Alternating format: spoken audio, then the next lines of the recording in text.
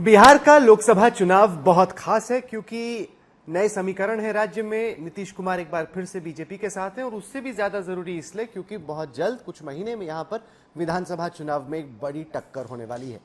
इसको लेकर बीजेपी की तैयारी क्या है, ये जानने के लिए इस वक्त हमारे साथ बीजेपी के स्टेट प्रेसिडेंट और राज्य में नए उप मुख्यमंत्री सम्राट चौधरी। सम्राट जी, स्वागत है आपका। कैसा चल रहा है आपके हिसाब से अब तक का ये लोकसभा चुनाव? कहा जा रहा है कि महाराष्ट्र, बिहार, हरियाणा ये वो हैं जिनको बैटल ग्राउंड स्टेट कहा जा रहा है इस इलेक्शन में। देखिए, ये जो हमारे विरोधी हैं ना, इंडी गठबंधन के लोग, ये लड़ते अच्छे हैं, हारते बहुत प्यार से हैं। ये पिछला इतिहास आप जब देखेंगे 1996 से, ये एक तो नेचुरल अलायंस है और लालू जी के खिलाफ ही जनमत बिहार की होती है। और यहां तो मोदी और नीतीश जी जैसे काम करने वाले नेता हैं। श्री बाबू के बाद पहला कोई मुख्यमंत्री है जिसने बिहार के लिए काम किया। लालू जी का तो नाम गब्बर सिंह वाला जो शोले का फिल्म का डायलॉग है, आज भी बिहार की जनता में यदि ये पता चल जाए कि लालू जी को वोट पड़ना है तो बिहार की जनता डर ही जाती है, क्योंकि लालू जी का मतलब है गुंडे, अपराधी, भ्रष्टाचारी और लुटेरों, उनके साथ ही उनका गठबंधन। आप जब नीतीश जी की तारीफ करते हैं, बोलते हैं कि बहुत अच्छे सीएम रहे हैं, बहुत कुछ किया है बिहार में, तो लोग बड़े हंसते हैं, बड़ी मीम बनती है इसकी, आपने देखे होंगे। वो आपके पुराने बयान निकालते हो, बोलो देखो पहले क्या बोल रहे हैं, अब क्या बोल रहे हैं, पलटी खा गए। एक भी मीम में आपको ये नहीं कहते हुए मिला होगा कि ये कहते कि नीतीश जी ने काम नहीं किया। मैं ऑलवेज कहता हूँ, फ्रैंकली, कल भी कहता था और आज भी कह रहा हूँ, नीतीश जी को मैं ये जरूर कहता था कि लालू जी के संगत में वो गड़बड़ा गए, लेकिन मैं ये कभी नहीं कह सकता हूं। मेरी तो उत्पत्ति ही नीतीश कुमार को मुख्यमंत्री बनाने के लिए हुई। हजारों लाठियां खाया लालू प्रसाद जी का, लालू जी ने जेल में डाल के रखा 88 दिन। वो अराजकता हम लोगों ने देखा है।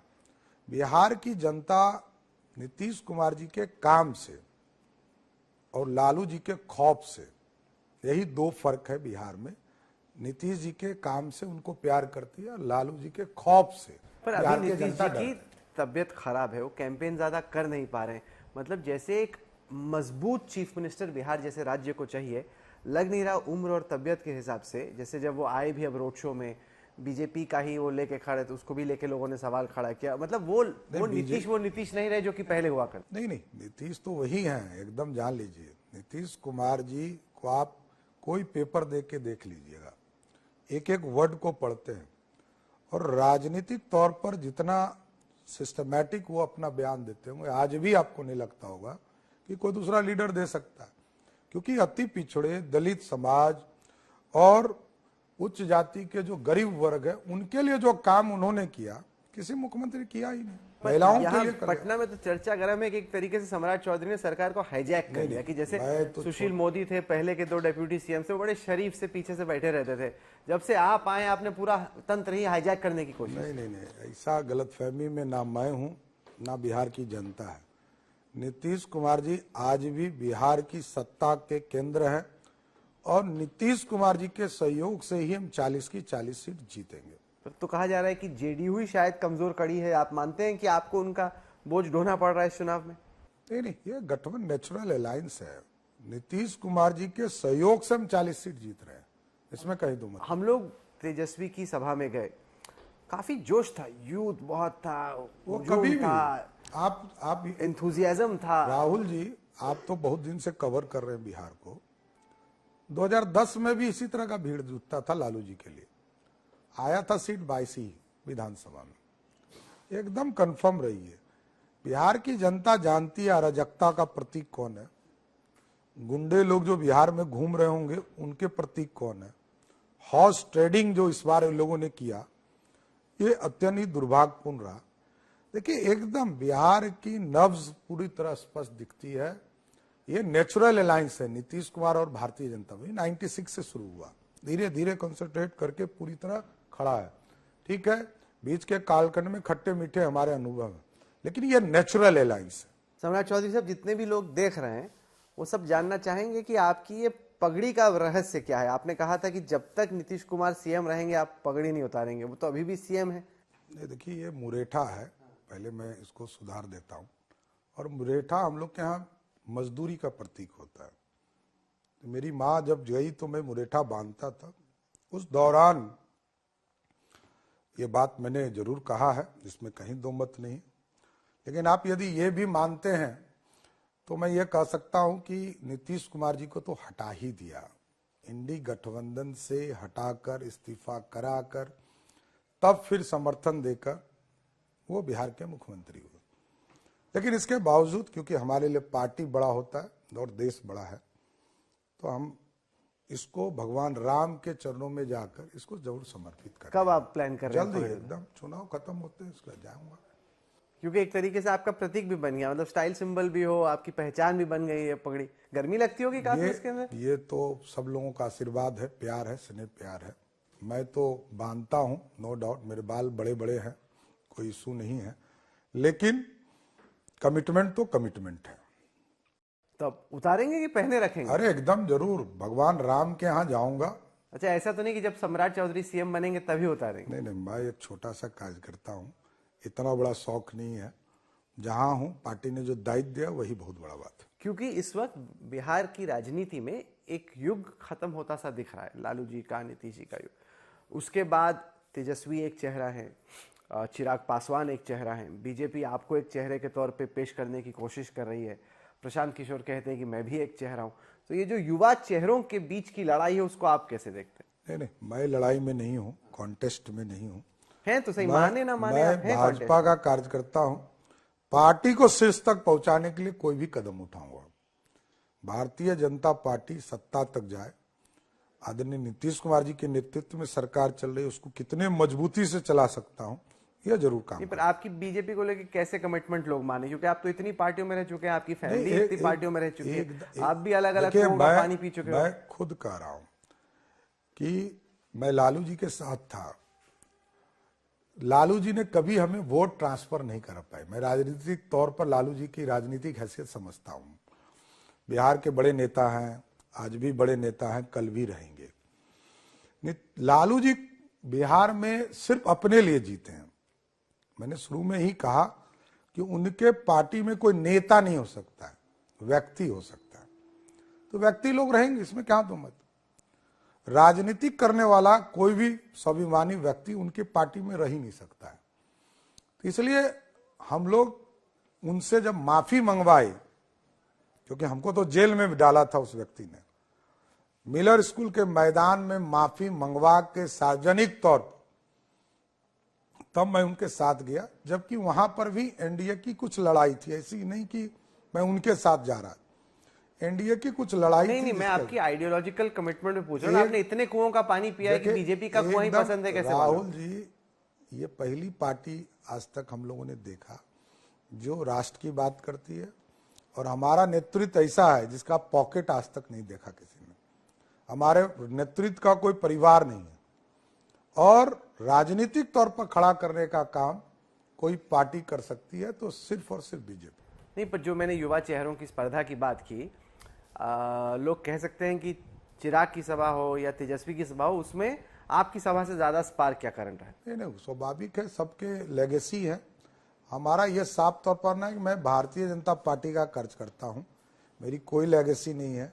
मैं जिस दिन भाजपा का सदस्य हुआ, मेरे पिताजी स्वयं राजनीति संन्यास ले चुके थे। मैं एक सामान्य कार्यकर्ता के तौर पर भाजपा के अंदर काम किया। मेरी पार्टी में टिकट भी कटी, दूसरे पार्टी टिकट भी दे रहे थे। लालू जी ने फोन करके कहा, मैंने कहा क्षमा चाहता हूं, बहुत दिन आपके साथ काम कर लिया। रामविलास पासवान जी दे रहे थे, मैंने भी कहा कि सर भाजपा यदि देगी तो लड़ूंगा, नहीं तो नहीं लड़ूंगा।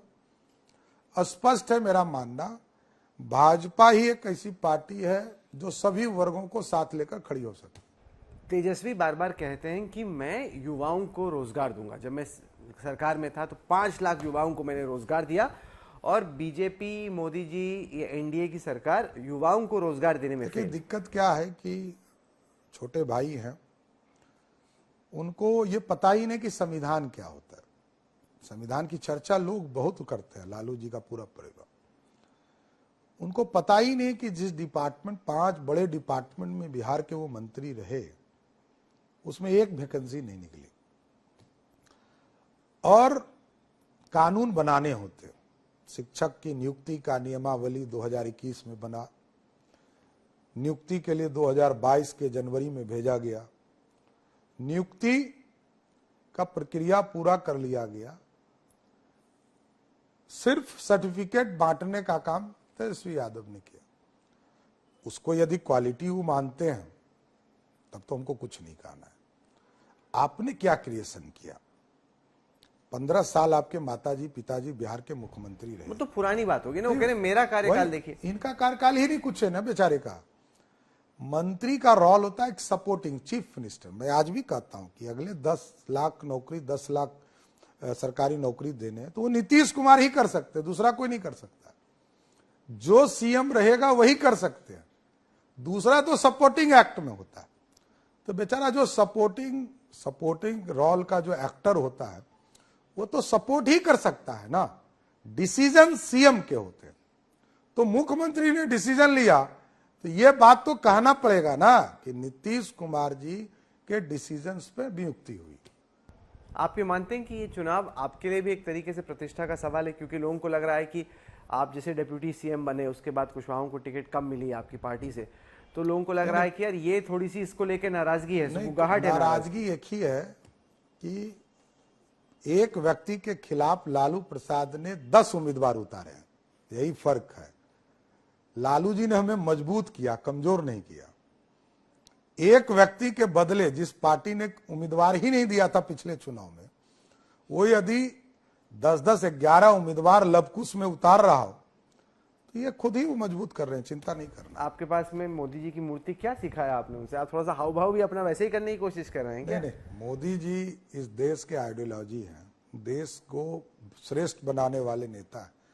मैं इनके चरणों के धूल भी नहीं बन सकता हूं। ये जो त्याग दिए हैं मैं तो नहीं कर सकता हूं। इस देश के लिए जो त्याग इन्होंने किया है, इसलिए मैं इनसे तो जीवन में भी सोच ही नहीं सकता। चरणों की धूल ही समझिए काफी है। तो आप ये तो समझा नहीं पा रहे हैं कि जो युवा चेहरों में स्पर्धा है उसमें कोई स्पर्धा ही नहीं है। स्पर्धा तो है तो सब देश जान मैं तो कहीं हूं ही नहीं, तो मेरे को क्यों फंसा रहे हैं? वो देखिए, तेजस्वी यादव, लालू प्रसाद जी जिनके माता पिताजी मुख्यमंत्री रहे हों, उसकी लेगेसी है। उनका क्या योगदान है बेचारे का?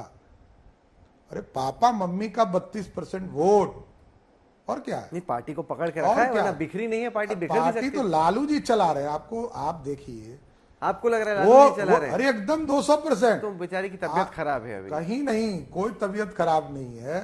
पूरा प्रचार छपरा कर रहे हैं, पूरा अब पाटलिपुत्रा करेंगे, क्योंकि उनके लिए जीवन में बेटा बेटी है।